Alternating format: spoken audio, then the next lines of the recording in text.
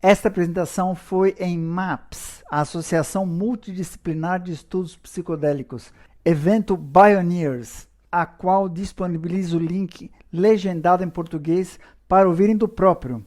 Está na descrição. É, na verdade, fascinante. Bom, vamos lá, iniciando.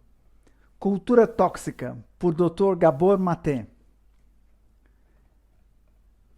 Bom, é um prazer falar a este público e àqueles que assistem de outros lugares e àqueles que talvez assistam em alguns anos, pela internet, quem sabe.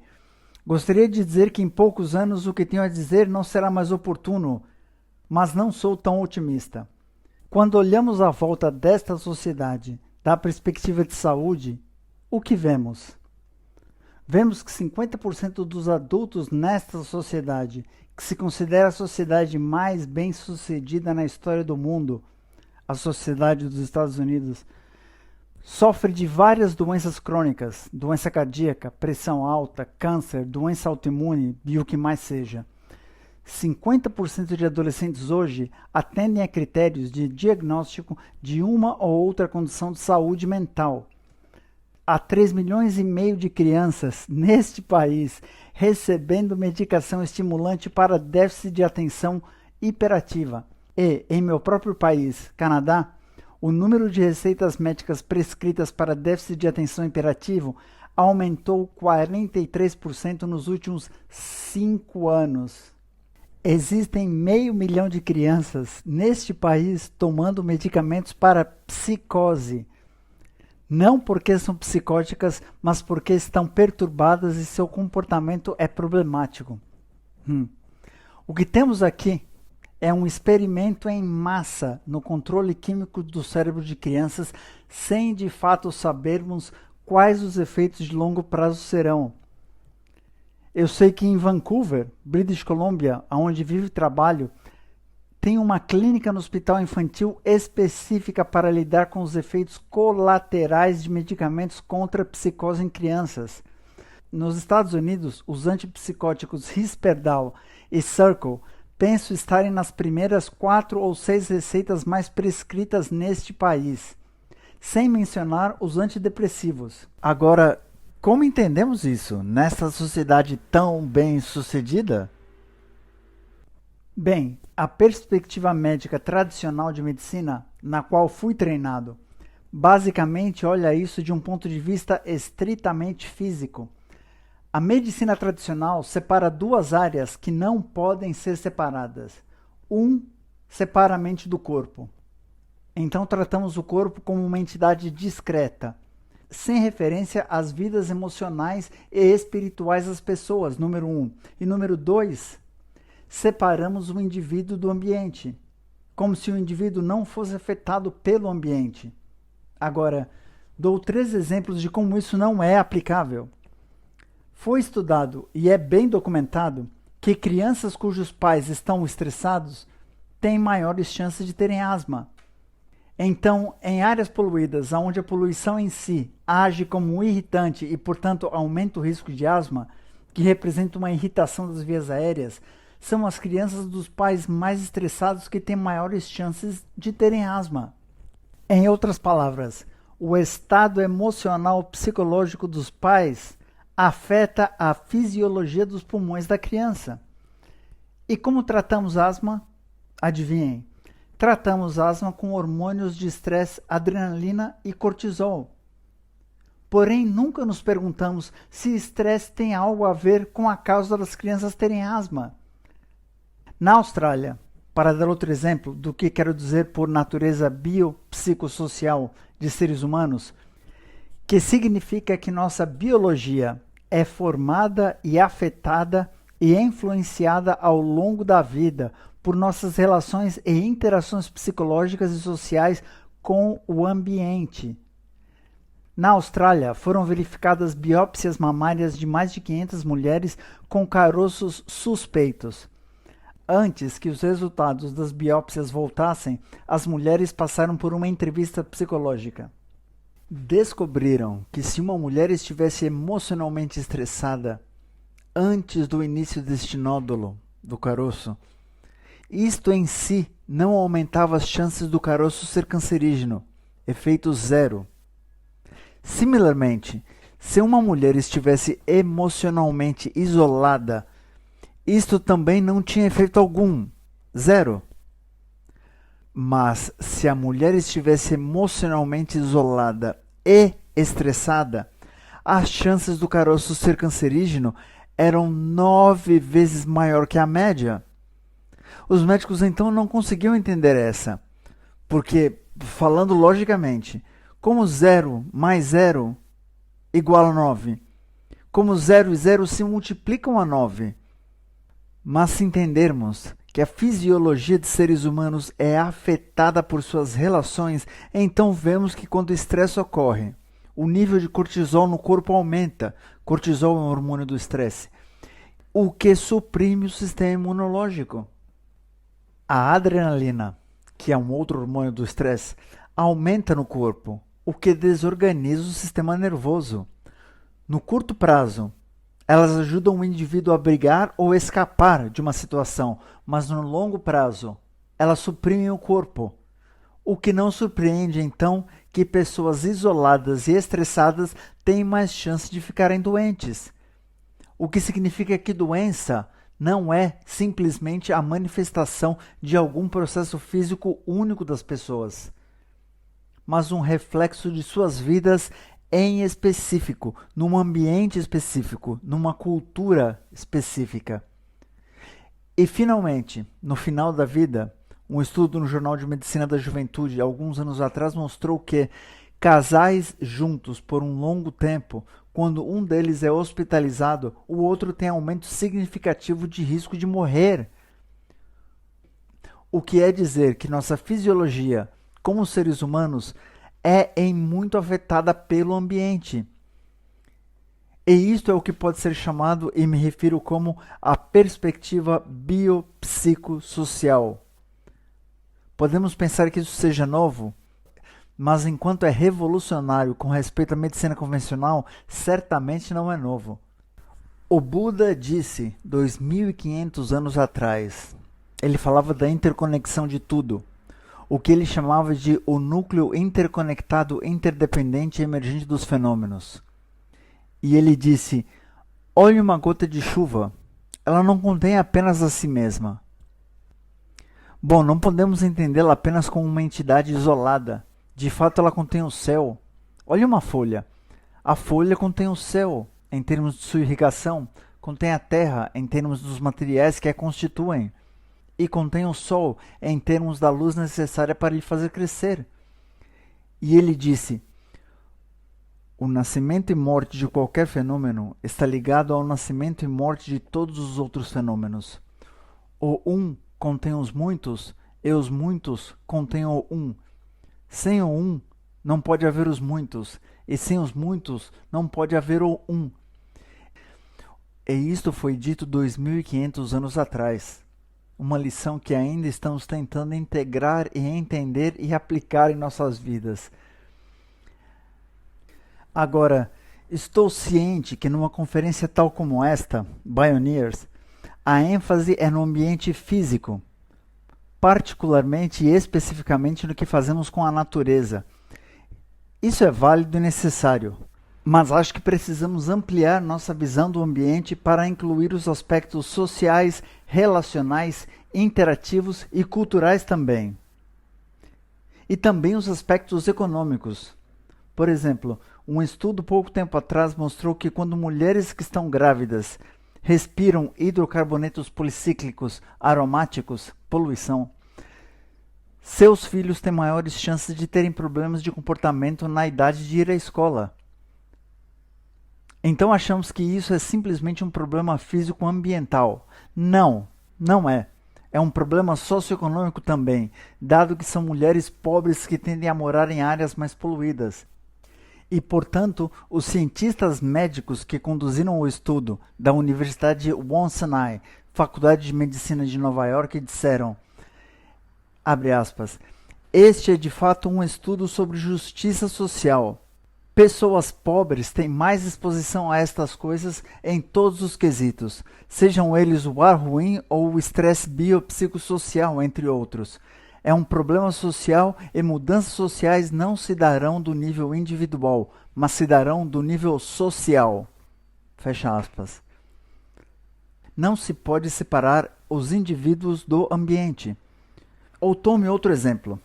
Sabemos que a exposição a chumbo causa distúrbios no sistema nervoso, levando a problemas comportamentais e de aprendizagem. Mas entre crianças pobres que têm uma dieta deficiente em ferro, isso promove a absorção de chumbo. Então não é apenas um problema de chumbo, é um problema socioeconômico, por causa da pobre alimentação que essas crianças têm. Portanto, quando falo sobre a cultura tóxica que uma sociedade materialista oferece a seus membros, ao que me refiro? Bem, materialismo é um sistema de crença ou de comportamento que considera coisas materiais, principalmente o controle e posse desses bens materiais, como mais importantes que valores humanos, tais quais conexão, amor, ou valores espirituais, tais como reconhecer a unidade entre todas as coisas.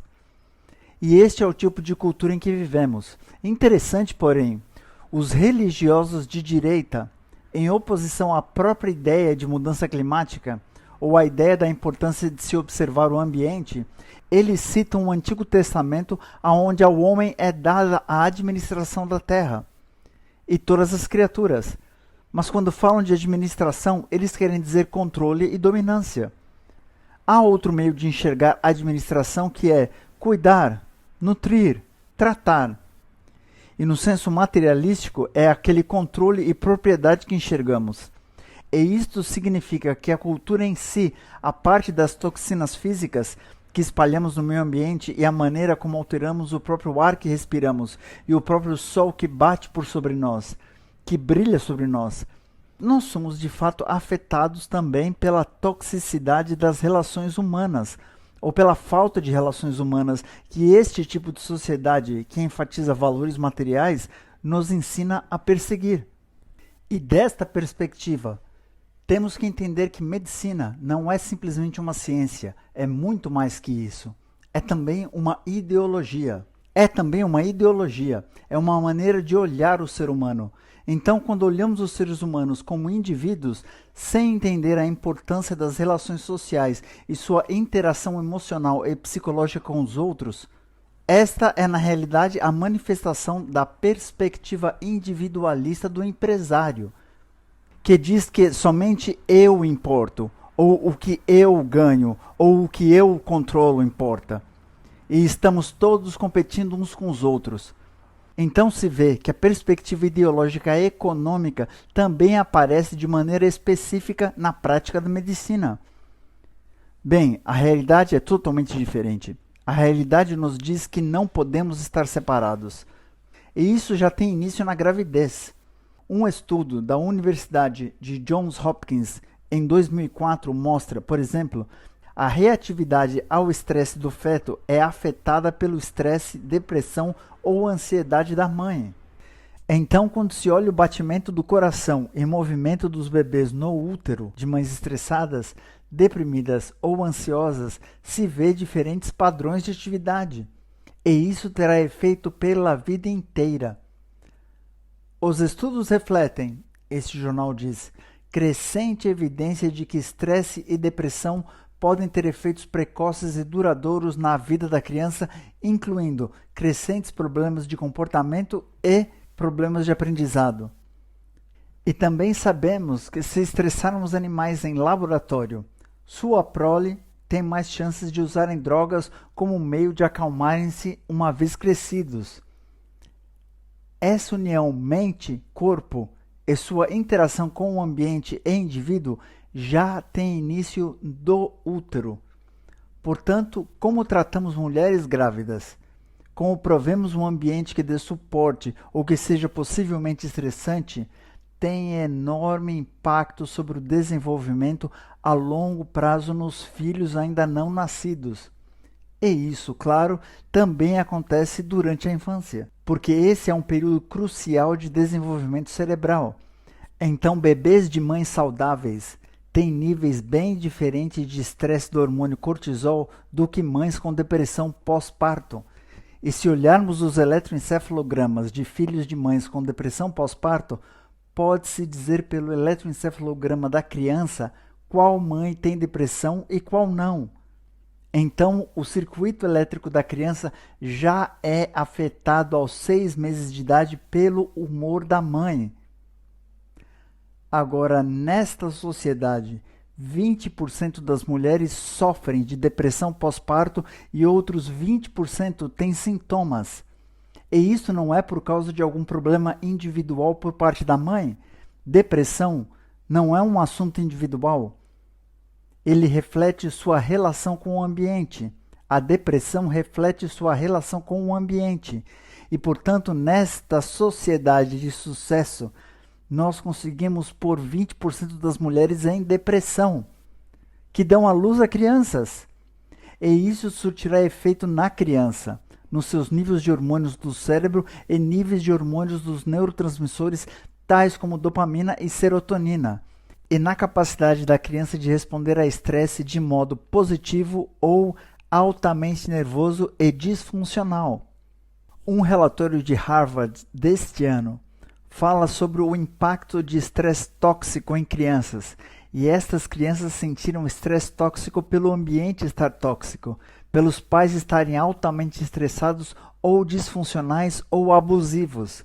Anos mais tarde, há significante aumento de doenças cardíacas, obesidade, diabetes, pressão alta e uma lista inteira de outras condições médicas, e não apenas isso. Como é que um bebê ou criança pequena se ajustam ao estresse? Por certos mecanismos de enfrentamento. Se você está muito estressado, mas incapaz de lidar com o estresse, não podendo escapá-lo ou mudá-lo, um dos meios que responderá será se desligando, se desassociando, pondo sua mente em outro lugar, para que não tenha de sofrer o desconforto e a angústia da pressão que o ambiente está impondo em você.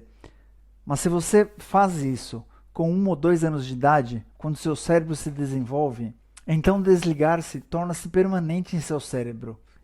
E adivinhe, 8 anos mais tarde vão lhe diagnosticar com DDA, déficit de atenção, e dar-lhe medicamentos. E se observarmos a preponderância de todas essas condições infantis explodindo na sociedade, autismo, Asperger, déficit de atenção, transtorno desafiador de oposição, toda uma gama de distúrbios infantis. O que vemos então? Não vemos problemas genéticos? Não vemos problemas individuais? Vemos o efeito de um ambiente muito estressado em pais, que então repassam o estresse a seus filhos, mesmo apesar de seu amor e apesar de seus melhores esforços. Outros estudos mostram da mesma forma que a adversidade precoce da infância aumenta significativamente o risco de dependência, vício, obesidade, doença autoimune, distúrbios de saúde mental e assim por diante. Demonstrou-se que o simples fato de divórcio dos pais aumenta o risco de derrames em 2 vezes, os dobra, 50 ou 60 ou 70 anos mais tarde. Portanto, estou falando de divórcios litigiosos aqui, onde há muito rancor e estresse associados às partes. Então, o que acontece cedo na infância tem enorme impacto décadas mais tarde. A boa notícia, porém, é que da mesma forma, se entendermos a perspectiva biopsicossocial aqui, olhamos um estudo sobre vítimas de derrame nas décadas de 60 e 70. Quando cercados por uma comunidade de apoio e carinho, suas chances de recuperação são muito maiores do que aquelas que sofreram derrame e estão emocionalmente isoladas, o que novamente aponta para a importância de comunidade e a importância do ambiente da perspectiva psicológica, social e cultural. Então, aonde isso nos leva? Bom, nos leva antes de tudo a questões econômicas. E o que sabemos é que crescer num nível socioeconômico baixo afeta a memória funcional e o tamanho de diferentes partes do cérebro quando adulto. Portanto, pobreza neste país está longe de ser apenas uma questão econômica. É também uma questão de desenvolvimento humano. e que tipos de consequências isso tem no comportamento das pessoas, em suas capacidades de responderem a estresse. E, portanto, estar à frente, numa sociedade em que estar à frente é o valor mais alto, e se você não está à frente, você é deixado para trás. Similarmente, crianças estressadas cedo terão problemas de regulação de impulsos mais tarde. Regulação de impulsos significa a sua capacidade de antecipar consequências e de responder com calma ao ambiente fica prejudicada. E isso também significa que elas ficarão em maior risco de vícios. Agora, se olharmos o vício, ao que estamos olhando? Estamos olhando dois fatores. Observamos, número 1, o desespero de escapar à dor e angústia que a criança experimentou, que sentiu precocemente na vida, que então se tornou programado em sua personalidade, seu coração, seu cérebro. E como você escapa? Bom, o modo de escapar é através de comportamentos de vício. Seja eles por drogas, ou internet, ou sexo, ou comida, ou shopping, ou o que mais seja. E número 2, desde que já mencionei que desenvolvimento cerebral cedo na vida é afetado pelo ambiente, pessoas que foram traumatizadas cedo na vida, especialmente aquelas que foram traumatizadas, seu desenvolvimento cerebral fica prejudicado. Seus circuitos cerebrais, neurotransmissores, sua química cerebral ficam de fato em desvantagem. Então, quando tomam as drogas, elas se sentem completas e inteiras e se sentem bem pela primeira vez em suas vidas.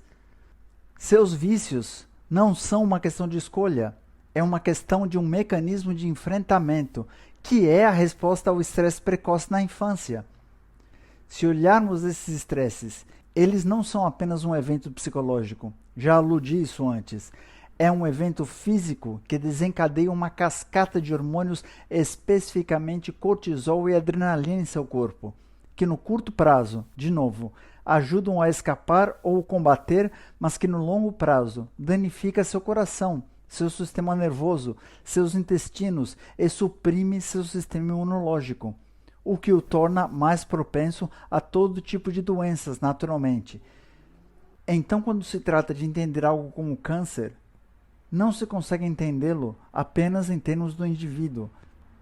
E como alguém astutamente escreveu há uns 2 anos, numa série de reportagens sobre câncer no New York Times, que tentar entender câncer estudando a célula humana é como tentar entender um engarrafamento olhando dentro do motor do carro. Se tem de olhar a imagem inteira, e esta imagem inteira envolve o ambiente ao longo da vida em que vivemos. E dessa mesma perspectiva, novamente, quando olhamos algo como a epidemia de obesidade, que tem 30% das crianças nos Estados Unidos agora em sobrepeso, significativamente em sobrepeso, isso em 2012, uma década atrás, é pior agora. Isso não é um problema alimentar. Bem, é um problema alimentar com junk foods e tudo mais, mas é principalmente um problema de estresse, porque o que as pessoas fazem é aliviar seus estresses, como em qualquer vício. Elas aliviam seus estresses com seus comportamentos de viciado. E esses junk foods funcionam no curto prazo, porque liberam substâncias químicas prazerosas no cérebro. Então, se queremos prevenir obesidade em crianças, não basta dizer-lhes, não comam junk food, não comam porcaria, façam mais exercício. Você tem de se perguntar o que falta na vida delas que elas estão tão estressadas, que tem de se acalmarem dessa maneira específica. E o que falta na vida delas, claro, são relações humanas que nutrem e apoiam. E novamente, friso aqui, não porque os pais não dão o melhor de si, mas porque os pais tentam dar o melhor de si sob circunstâncias impossíveis. Se olharmos o que desencadeia estresse, o que provoca estresse, os principais fatores que desencadeiam estresse são incerteza, falta de informação e perda de controle. Se olharmos ratos em laboratório, se atar-se 2 ratos juntos um ao outro e conectar eletrodos em suas caudas e chocar com eletricidade, eles terão estresse fisiológico. Mas se um rato tem uma pata livre que pode desligar um interruptor, que dá aquele choque, aquele estresse, Mesmo apesar de ambos os ratos receberem o mesmo choque elétrico pelo mesmo período de tempo, o rato com a pata livre terá menos hormônios de estresse em seu corpo, porque ele tem um pouco mais de controle. Agora, o que acontece numa cultura onde a economia está entrando pelos canos, onde decisões são tomadas bem longe por pessoas que nem conhecem você e nós nem sabemos quem elas são? E sua vida em muito é afetada por essas grandes forças, sobre as quais você cada vez mais tem um senso que não tem controle ou influência. Bem, isso significa que muita gente vai ficar estressada, muita incerteza, muita gente estressada. E este estresse, então, levará a comportamentos de vício. Este estresse, então, levará pais e mães a passarem esses estresses a seus filhos. No século XIX, Karl Marx falava sobre alienação, que é uma separação, é ser um estranho a algo. E você é um estranho a algo. E Marx disse que existem 4 alienações nesta cultura. 1. Nós somos alienados da natureza. Bem, numa conferência dedicada a olhar a fundo o ambiente físico e natural, eu não tenho de dizer muito para mostrar o quão alienados estamos da natureza, quando destruímos a natureza em si. A segunda alienação é da de outras pessoas. E isso significa que temos menos contato, temos menos intimidade, temos menos confiança um no outro. Nós temos menos senso de relacionamento. E isso, claro, como lhes mostrei, leva a uma maior propensão a doenças físicas e mentais. 3. Nós somos alienados de nosso trabalho. Muitas pessoas não trabalham mais com algo significativo a elas. E isso significa que, dado que seres humanos são criaturas produtivas, nós somos realmente criados à imagem de Deus, nós somos feitos para criar. Quando fazemos trabalho que não é criativo, que não reflete quem somos, isto impõe depressão, ansiedade, a sensação de falta de sentido, e quando temos um senso de falta de sentido, nós queremos substituir esta falta de sentido ou aquele senso de significado que perdemos por todo tipo de atividade. Então ficamos fixados em nossa aparência ou em como as pessoas se sentem sobre nós, o que podemos adquirir, o que podemos possuir, que sucessos podemos alcançar. Em outras palavras, todos os falsos substitutos que não têm como, possivelmente, compensar pela falta de significado genuíno. E, claro, o que esta sociedade faz é nos vender muitos produtos que substituem esta perda de sentido. De fato, grande parte da economia é baseada nesta falta de sentido em nossa cultura. E, finalmente, 4, e mais importante, nos tornamos alienados de nós mesmos. Deixe-me fazer uma pergunta aqui e pedir que levantem a mão. Só uma parte aqui, um PS. Este exercício foi com pessoas da audiência e convido você a fazer consigo mesmo agora. É bem simples. Você já teve a experiência, alguma vez na vida, de ter uma forte intuição sobre algo, não dar atenção e se arrepender depois? E se eu fizer a pergunta inversa agora? A de ter sentido uma forte intuição, ignorou e ficou contente depois? Já teve? Se você disse sim a ambas, sabe o que está me dizendo? Me diz que em algum momento de sua infância você se separou de si mesmo, porque nenhum bebê nasce sem intuição, sem gut feelings. Bebês são completamente ligados às suas intuições. Vocês já viram um bebê de 2 meses que não sabia expressar sua intuição? Isso significa que nesta cultura algo bem potente acontece para alienar você de seu verdadeiro eu, porque o mundo não suportava quem você realmente era. E seus pais estavam, eles mesmos, muito estressados para honrar e reconhecer quem você verdadeiramente era. Como pai, eu fiz isso a meus filhos, sem nenhuma intenção de fazê-lo. E então nos alienamos de nós mesmos, fechamos nossas intuições, e nossas intuições não são um luxo, sabe? Elas nos dizem o que é certo e o que é errado. Elas nos dizem o que é perigoso e o que é amigável. Nos dizem o que é seguro e o que é perigoso. E nos dizem o que é verdadeiro e o que é falso. Então, quando estamos alienados de nossas intuições, nossos gut feelings. Não temos mais um senso de realidade. Não temos mais um senso da verdade.